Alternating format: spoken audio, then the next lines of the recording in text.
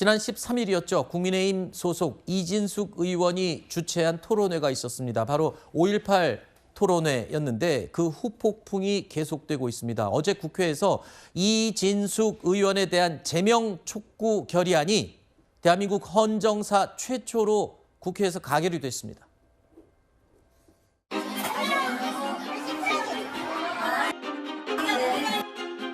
국민의힘에 호소드립니다. 이진숙 사퇴안에 찬성이나 하십시오. 국회의원 이진숙 제명 촉구 결의안을 상정합니다.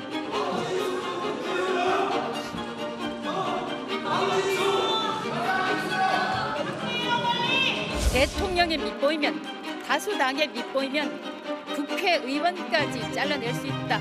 북한의 노동당이 일당 독재를 행하는 것처럼 민주당 독재, 민주 독재가 됐다는 것입니다. 자, 현직 국회의원 제명 결의안이 가결된 건 헌정사상 처음 있는 일입니다. 결의안이 통과되자 이진숙 의원은 이렇게 얘기했습니다. 대통령과 민주당이 밑보이면 국회의원까지 탄핵을 하는 것이냐. 그리고 국회가 민주당 독재가 됐다라고 반발을 했습니다. 끝까지 싸우겠다는 입장도 밝히기도 했는데요. 그런데 실제로 제명까지 가게 될 가능성은 그렇게 크지는 않습니다. 왜냐하면 이 결의안은 과반이면 되지만 실제 제명을 하려면 재적 의원의 3분의 2 이상이 찬성을 해야 되는 상황이죠. 자, 그런데 눈길을 끈 부분 어제 표결에 국민의힘 의원 5명이 참여를 했다는 거예요. 물론 반대 1표, 무효 1표 뿐이었다는 점. 글쎄요. 일단은 뭐 이러면 당내에서도 표결에 참여한 의원들도 제재해야 된다 이런 주장까지 나오고 있는데 상당히 혼란이 커지고 있습니다. 저는 이진숙 의원이 과대망상에 이 사건을 정치적으로 활용한다고 생각합니다. 그래요? 대통령과 민주당이 밑보여서 이렇게 한다고 생각을 하시나 보죠? 본인이 공동 주최한 곳에서 무슨 얘기를 했냐면 전두환을 복권하자, 광주를 고립시키자 이런 얘기를 한 내용이 나온 겁니다. 다 아시겠습니다만 행정부 수장이 반복적으로 광주 문제에 대해서 소위 국가폭력을 반성을 했습니다. 국회에서 입법을 통해서 5.18 특별법을 만들었습니다. 사법부가 전두환 내란 혐의로 무기징역을 내렸습니다.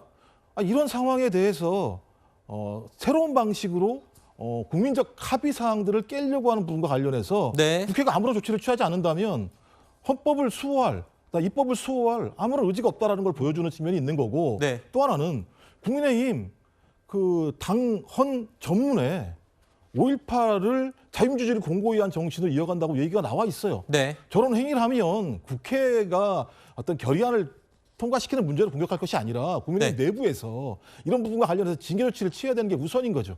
저는 제발 이런 문제를 예를 들면 정치적으로 활용하는 행태는 매우 문제가 많다라는 생각이 들기 때문에 국민의힘이 1차적으로 소위 자기들이 지금 계속 윤리를 통해서 징계하고 있지 않습니까? 이런 부분들을 징계하는 게 상식적인 거죠. 알겠습니다. 민주당은 연일 이 국민의힘 이진숙 의원을 향해서 십자포화를 퍼붓고 있습니다. 앞서 김민석 민주당 대표가 히틀러와 전두환 전 대통령을 언급하자 이진숙 의원은 김민석 대표를 고소하기까지 했습니다. 이 두 사람의 설전은 끝날 기미가 보이지 않고 있습니다. 여자 전두환도 여자 히틀러도 대한민국에 발붙이지 못하게 하겠습니다. 제가 어째서 여자 히틀러입니까? 국회에서 특정 이슈와 관련해서 토론회 한 번 열 수 없는 그런 나라가 됐습니까? 사과를 받고 난 다음에 판단하도록 하겠습니다. 여자 전두환이라는 호칭은 좋아하시나 보다. 앞으로 우리 당에서는 이진숙 의원이 상당히 선호한다고 보여지는 이름으로 통일해서 불러드리는 것이 어떨까.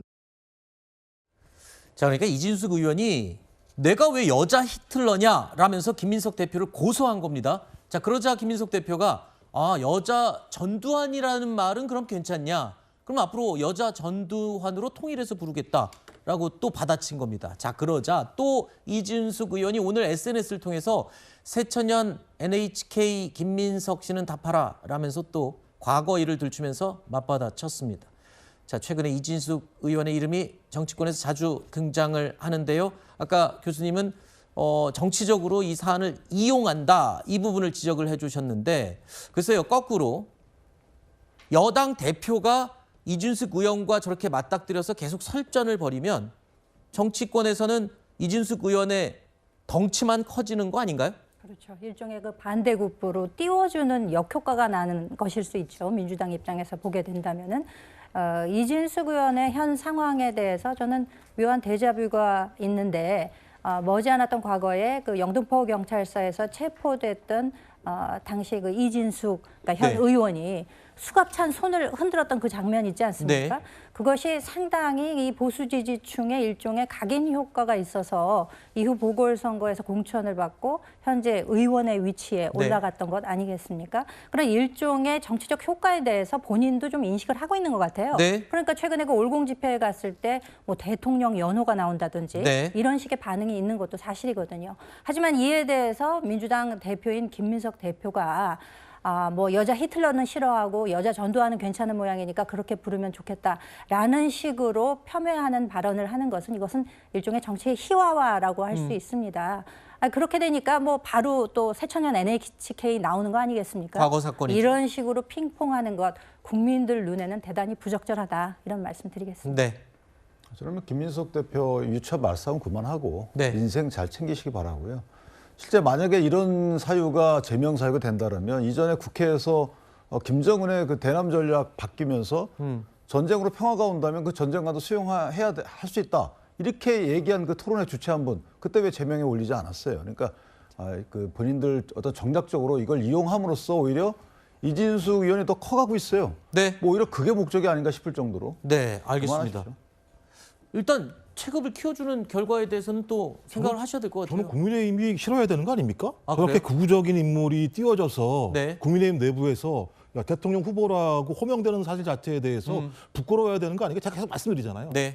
당원 전문에 명시돼 있는 내용들을 어기고 있는 국회의원에 대해서 네네. 자당에서 아무런 조치를 취하지 않는 것 자체가 제가 볼 때는 가장 큰 문제라고 생각하는 겁니다. 알겠습니다. 근데 하나만 더. 네네, 짧게. 아니 그럼 이진숙 의원을 지지하는 분들은 부끄러워해야 되는 건가요? 네, 국민들은 알겠습니다. 부끄러워해야 되는 게 아니잖아요. 알겠습니다.